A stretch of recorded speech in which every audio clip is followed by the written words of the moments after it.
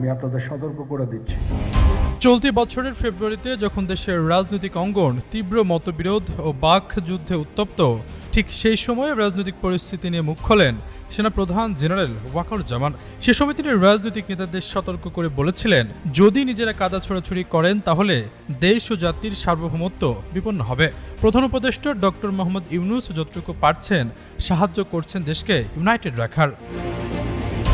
সে সময় নির্বাচনকে সামনে রেখে হানাহানির শঙ্কার কথা জানিয়ে জেনারেল ওয়াকারুজ্জামান বলেছিলেন 2026 সালে নতুন সরকারের কাছে ক্ষমতা দেখতে চান তিনি।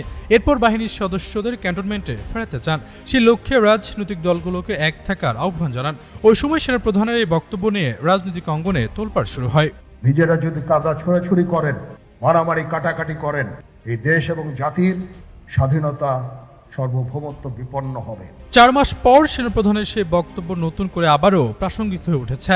দেশে নির্বাচনী কাউন্টডাউন শুরু হওয়ার পর থেকে ক্রমেই রাজনৈতিক মতানৈক্য ভয়াবহ রূপ ধারণ করতে শুরু করেছে। জামায়াতে ইসলামী পিআর পদ্ধতি ছাড়া নির্বাচন হতে না দেওয়ার বার্তা দিয়েছে।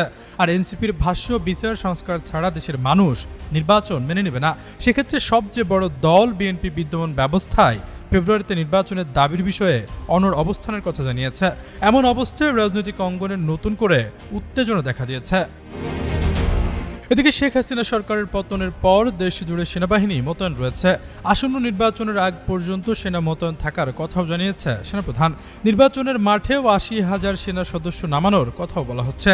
সিনিয়র সাংবাদিক ও রাজনৈতিক বিশ্লেষক মাসুদ কামাল বলেন, সেনাপ্রধান যে শঙ্কার কথা জানিয়ে কাদা ছোড়াছুড়ি বন্ধের বার্তা দিয়েছিলেন, নির্বাচনকে কেন্দ্র করে সেই পথেই হাঁটছে রাজনৈতিক দলগুলো। তবে সার্বভৌমত্ব বিপন্ন হতে পারে এমন কোনো পর্যায়ে যায়নি পরিস্থিতি। কোনো কারণে নির্বাচন পিছিয়ে গেলেও সেনাবাহিনী বিতর্কিত কোনো পদক্ষেপ নেবে না বলেও মনে করেন সিনিয়র সাংবাদিক মাসুদ কামাল। নির্বাচন হওয়া না হওয়া নিয়ে এক ধরনের পরস্পরের প্রতি অভিযোগ, পাল্টা অভিযোগ এটা হচ্ছে, বাট এটাকে আমি অবশ্য কাদা ছোড়াছুড়ির পর্যায়ে ফেলবো না। এটা যার যার রাজনৈতিক এজেন্ডা বাস্তবায়নের জন্য তারা এটা করছে। এখন এই মুহূর্তে আমি সেনাপ্রধানের যে আশঙ্কাটা, যে দেশের সার্বভৌমত্ব ক্ষুণ্ণ হওয়ার ব্যাপারটা, এরকম কোনো আশঙ্কা আমি আসলে দেখছি না এই মুহূর্তে।